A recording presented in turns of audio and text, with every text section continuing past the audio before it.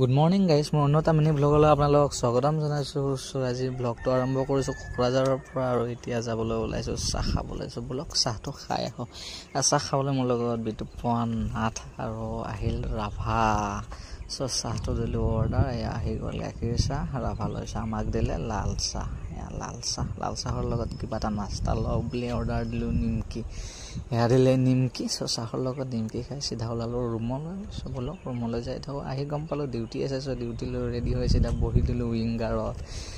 উইংগাৰত বহি আমাৰ ভাই বন্ধুসকলৰ লগত বলক ডিউটিলৈ যাই থাকোঁ। আজি ডিউটি আছে এখন মিটিঙত। সেউজীয়া পথাৰখন চাই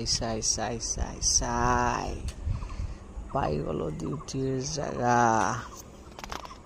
মানুহ আজি আহিব ইয়াত প্ৰমোদ বড়ো। প্ৰমোদ বড়োক চাবলৈ আহিছে বহুত মানুহ। আজি ব্লগটো ইমানেই আছিল, ভাল লাগিলে চেনেলটো লাইক কমেণ্ট ছাবস্ক্ৰাইব কৰি দিব আৰু নেক্সট ব্লগৰ সৈতে লগ পোৱাৰ আজিলৈ ইমানে। Bye bye.